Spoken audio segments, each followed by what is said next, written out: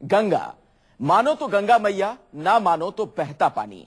गंगा की महिमा कुछ ऐसी है कि उससे मां की तरह पूजा जाता है। युग युगांतर से गंगा को पतित पावनी और मोक्षदायिनी माना जाता है, लेकिन इस बार पूरे देश ने देखा गंगा का रौद्र रूप। गंगा की उफनती लहरों ने न जाने कितने आशियाने उजाड़ दिए, न जाने कितने लोगों की जिंदगी छीन ली। गंगा पहले तो ऐसी नहीं थी। आखिर क्यों गुस्साई गंगा? जीवनदायिनी गंगा ने क्यों किया तबाही का तांडव?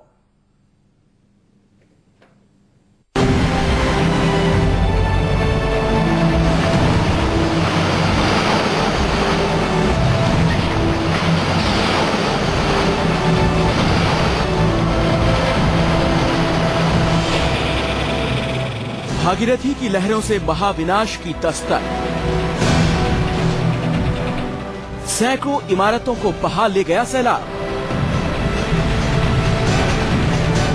अलकनंदा से उठी तबाही की लहरें, तिनकों की तरह बह गए जिंदगी के निशान।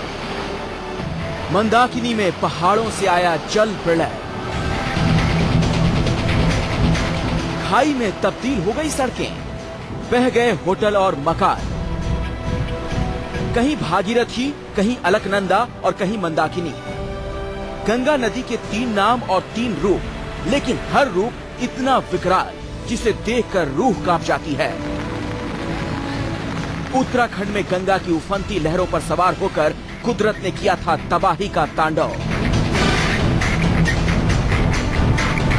न जाने कितने आशियाने उजाड़ दिए, न जाने कितने लोगों को देखते ही देखते लाशों में तब्दील कर दिया। जिस दिन कुदरत का कहर टूटा, उस दिन गंगा की विकराल लहरों के सामने बेबस हो गई थी जिंदगी। खंड खंड हो गया उत्तराखंड। उत्तराखंड में कुदरत के इस कहर से पूरा देश सन्न था। हर किसी की जुबान पर यही सवाल था, उत्तराखंड पर क्यों टूटा कुदरत का कहर? आसमान से क्यों बरसी आफत? गंगा मैया क्यों लेकर आई महाप्रलय? मोक्षदायिनी गंगा में क्यों आया मौत का सैलाब? आखिर क्यों गुस्साई गंगा? सब कुछ तबाह क्यों कर देना चाहती थी गंगा की लहरें? इन तमाम सवालों के जवाब भी तबाही के इस मंजर में ही छिपे हुए हैं। सब कुछ अपने साथ बहा ले जाने को बेताब इन लहरों की गर्जना बता रही है कि गंगा अविरल बहना चाहती है। गंगा की लहरों को अतिक्रमण की दीवारों में कैद करके नहीं रखा जा सकता। मैंने थोड़ा बहुत काम करते हुए भी मर भी गई, मेरा जीवन सार्थक हो जाएगा। इसलिए मैंने तो तय किया कि जब तक प्रधानमंत्री जी मेरी बात नहीं मानेंगे, मैं अनशन पर रहूंगी। और मैं अनशन में भ्रमण भी करूंगी, लोगों से मिलूंगी भी, और मैं जीऊंगी तो मैं खुश रहूंगी, मैं मर जाऊंगी तो खुश रहूंगी। तो गंगा को राष्ट्रीय नदी घोषित कर दिया जाए, कानून बनाकर। अभी तक कानून नहीं बना है इसके लिए, ताकि गंगा को प्रदूषण से भी मुक्ति मिल सके। एक हिंदू के नाते मेरी गंगा पर आस्था है। पतित पावनी गंगा उत्तराखंड की ऊंची ऊंची पहाड़ियों के बीच बने गंगोत्री धाम से निकलती है। जहां इसकी पहली धारा फूटती है, उसे गोमुख कहा जाता है। वहां गंगा का नाम होता है भागीरथी।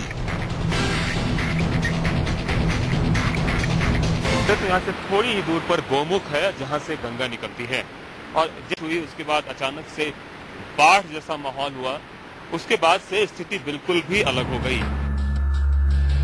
गौमुख से निकली भागीरथी का शीतल निर्मल जल अमृत के समान प्रतीत होता है। सदियों से गंगा निर्बाध बहती रही है, लेकिन बीते कुछ सालों से गंगा का स्वरूप बदलता चला गया। गंगा को कभी बांधों ने बांधा, तो कभी गंगा के किनारे अवैध अतिक्रमण के नाम पर बने होटल, रेस्टोरेंट और अवैध बस्तियों ने गंगा की पहचान को ही खत्म कर डाला। विकास के नाम पर पहाड़ों का सीना चीरकर 200 फीट चौड़ी गंगा को 20-20 फीट की नहरों में तब्दील कर दिया गया। इंसानी दखल को कुदरत आखिर कब तक सहन करती? गंगा की लहरें आखिर कब तक खामोश रहती? पहाड़ कब तक प्रतिकार नहीं करते? और जब कुदरत ने बदला लिया, तो नतीजा सबके सामने है।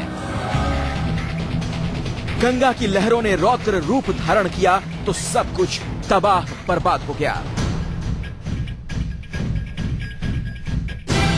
कुमार कुंदन के साथ ब्यूरो रिपोर्ट, न्यूज़ 24।